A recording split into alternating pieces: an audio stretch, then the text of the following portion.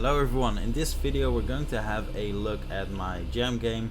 We're going to break down how I did a couple of things that were slightly less traditional, and you know, how I did some of the graphical stuff, which is actually some of the easiest part.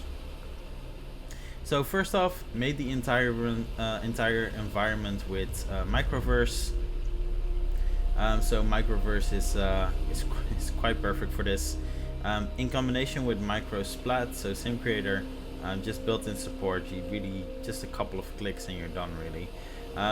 So I've turned up tessellation on the sand, which basically creates this effect that when you walk you leave tracks, but you also literally remove the sand if you were from the objects.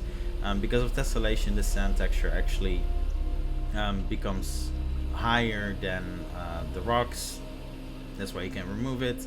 Same with the water, so it looks like the water is now flowing here, while in reality the water is always there, but your texture is now lowered, so the water becomes visible. I did do a repair time that is a bit quick on the tracks, which you can see fill up here. It's a good thing to have that, because always keeping tracks is annoying. My repair time is a bit too fast, I'll admit that. Then when it comes to the barrels, for example, that is just a physics-based object using tracks plus KWS buoyancy script, so that's why it floats. So that's what I'm using for water, it's KWS. If we have a quick look at that barrel that I was talking about, let me turn off all of these gizmos, it's a bit much otherwise. So yeah, if we have a look at that barrel, there we go. So the barrel has the KWS script for interact, which basically creates the ripples. It uses buoyancy for in order to float, and you can set the drag and things like that, how much of an impact it makes, and it uses tracks. So the way tracks in microsplat is set up is it's based on a layer. So if we actually have a look at the player, you will see two white little meshes around his feet, and that's because the way tracks works is mesh based. So the problem with that, especially with skin mesh like this, is that it can create some weird effects. So it's easier to just put a mesh there. With the barrel, it doesn't matter because it's using LODs. So this is not actually a mesh that we use anyway. It's the LODs that you actually see. And then this one is using the tracks layer. In order to make sure we don't see this white effect, the white mesh, and that we we use everything else, is simply by having the camera not render, where are we, culling mask, it doesn't render the tracks layer. So that's why it's always there, so it's visible, it's easy to work with. The camera just doesn't render it, so we don't actually have to deal with it. So yeah, really easy trick actually, to make sure that we have the effect we want. Now you can create a much more precise track than I'm doing here, but I tried to save some performance. You can actually easily have the tracks effect be quite a bit higher. So if you have a look here at tracks, so I'm doing a resolution of 2K. If you do 8K, which I'll show now, if that works actually in maybe not so smart to do that in play mode. Yeah, momentarily the performance completely drops, and not just momentarily, it completely drops. Yeah, it's horrid right now. Should not have done it, made this change in play mode. Let me do that again. Let me go out of play mode. Let's have a look. One more tip, by the way, in case you're using the fade-in screen, which I would highly recommend. just to hide any startup glitches, effects, things like that, is always make this an object you can literally just turn off and it won't impact your game. So the player is controllable, everything is managed on this actual layer. So if I turn it off, going to play mode right now, it won't have a negative impact on the game. So makes it much easier for testing.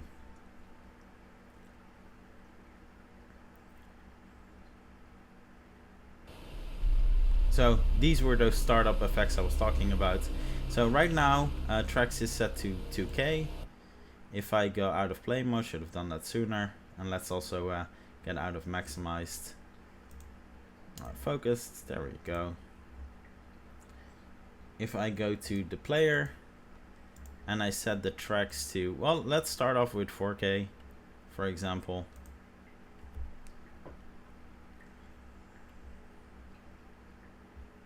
And those were those delays I was talking about. You don't have to do it at all, so you can permanently leave the tracks as long as they're still within the range you set.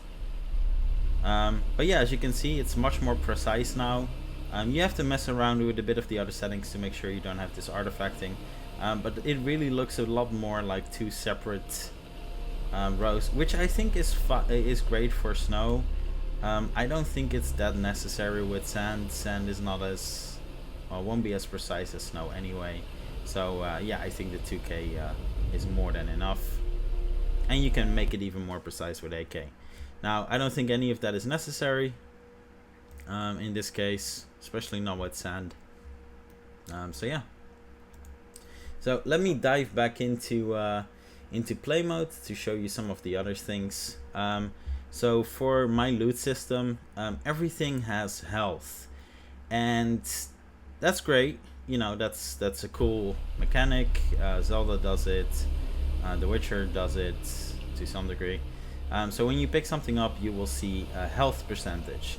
Now, in order to achieve that, I actually had to cheat a bit. So this is not a normal loot window at all, actually.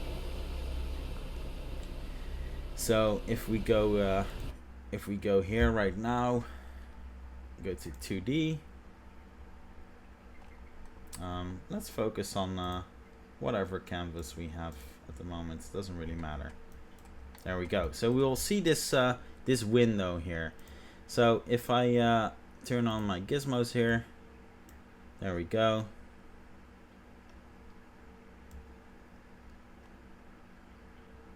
Let's make sure we don't have anything microverse. There we go. So in the pickup, I created a fixed loot pool, which basically looks the same as the inventory system loot pool, except for that it's not dynamically done in this case. So when we have a look at our frame here, our window, so we have this button.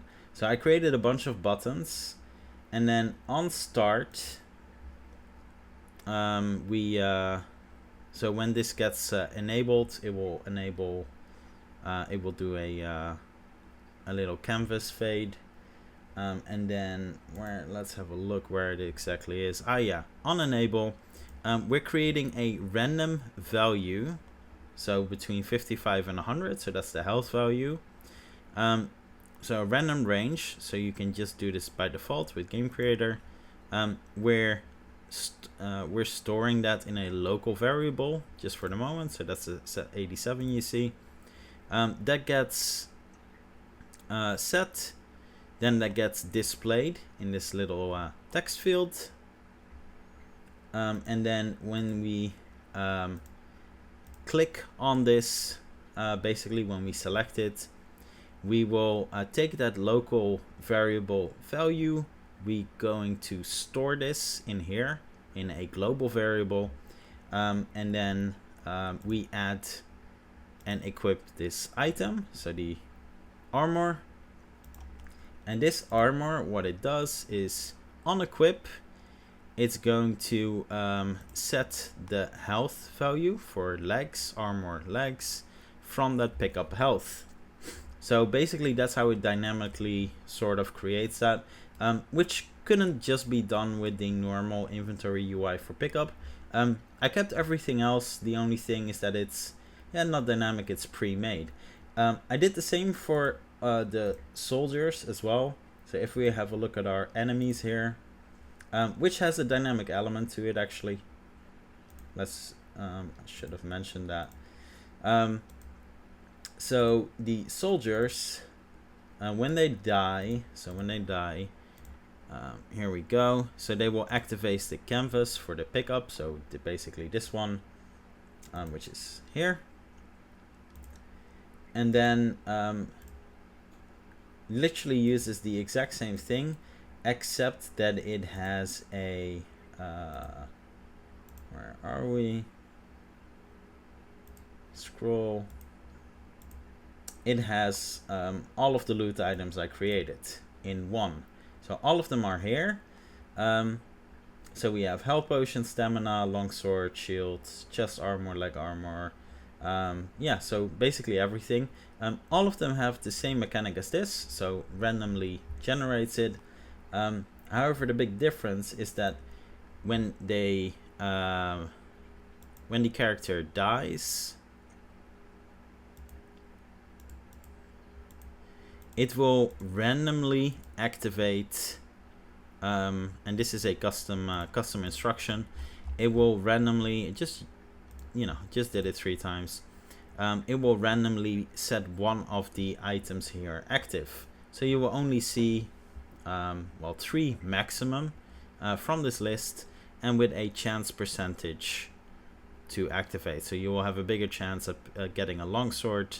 So it's randomized. It's just done within the object because I needed to make sure I had all of this glorious stats mechanics happening. So yeah, it's seems a bit complex because I'll be honest, this was not the easiest thing to do, but once you have it done once, then it becomes incredibly easy. For equipment, same thing. There's you can't have when it comes to the bag, you can only have one skin UI. You can't have multiple for the same bag, as far as I'm aware. Could be wrong, but as far as I'm aware, you can't. So for equipment, this is actually completely static. The only thing it does display, so you'll see here the equipment slot, there's no inventory stuff happening at all. It just checks if something in the category of chest is equipped, yes or no. It will then change the icon, it will change the look, so it looks and feels like the equipment in the inventory menu. It's just all fake. Basically, I mean, it still checks of course for the inventory items, but it's not really using the inventory system. And then for the health, that's all just stats based. So if health is not 0, where is it? I don't think that's here. That must be somewhere else. Health. There we go. So the health attribute basically is this this extra little system here, which I turned off. So if there is health, it will fill that up. So yeah, it's a lot of trickery is going on here, to be honest. But yeah, that's how it had to be done. So now I picked up this armor here as well, and you will see that now you'll see the stats. It will be colored, so it kind of acts like the inventory system, but it's not. So yeah, the pickups are randomized as well, so there's so much random stuff going on, which is really not that difficult, but yeah, it's a cool system. So yeah, same here with health and shields. Yeah, pretty cool. When it comes to the enemy combat, that's using my easy template kit group manager system for the combat. So there's an enemy manager. I messed up a bit with the clips, as you can see. It's not always connecting. I should have made the distance a bit shorter. Yeah. But yeah, anyway, who it attacks is simply based on proximity here. It will then soft lock on an enemy. And there we go. I'm using for the damage system as well, so how much damage you're taking all depends on how much armor you have. That's all from Easy Template Kit, so it's in there. So if I look up a skill right now, for example, where are we? So melee, skills. So it doesn't really matter which one. So if I take the one-handed here, for example, it uses my custom instruction for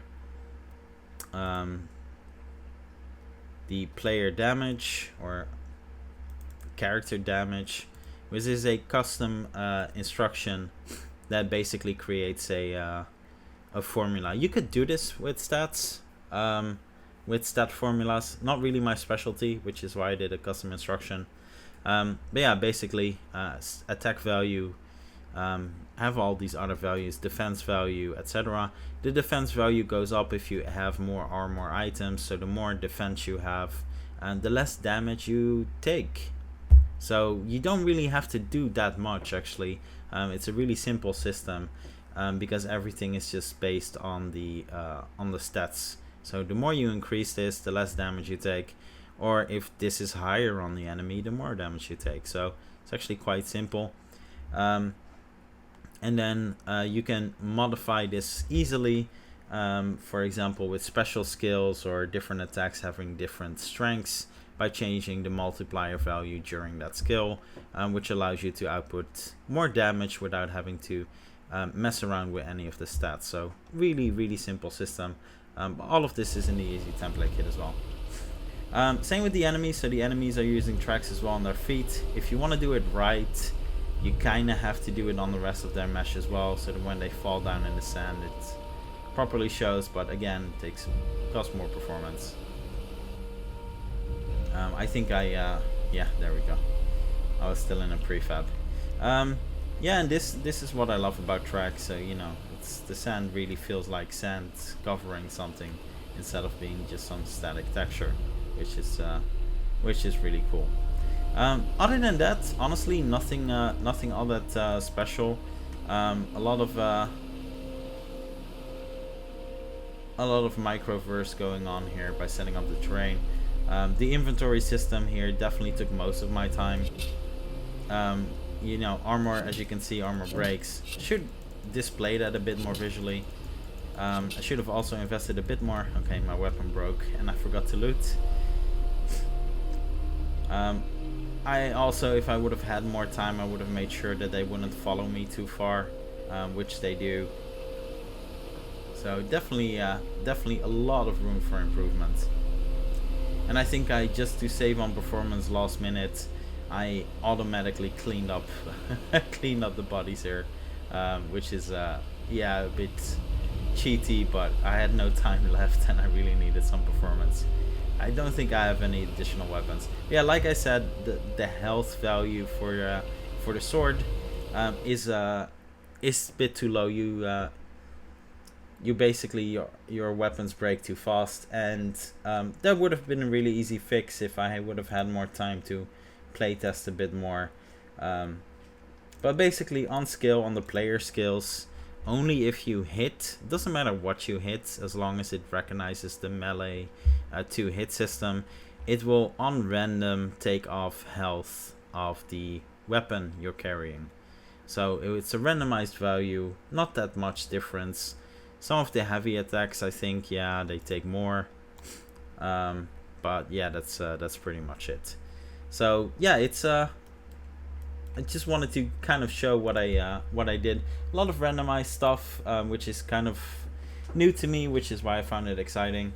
I've never really done anything with weapon health or things like that. Normally, I actually find it kind of an annoying mechanic, if I'm going to be totally honest with you.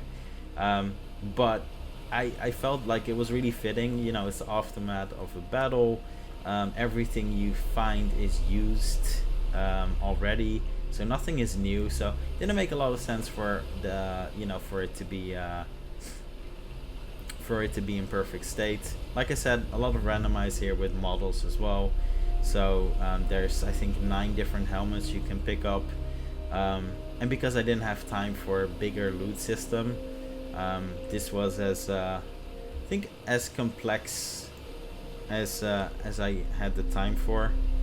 So it basically, you have different models here. Couldn't make it much more complex than that. And then yeah, this is all randomized, so there's 9 helmet meshes you can pick. It's just cosmetic, nothing else. And then every piece just increases your defense. The higher the defense, the less damage they do.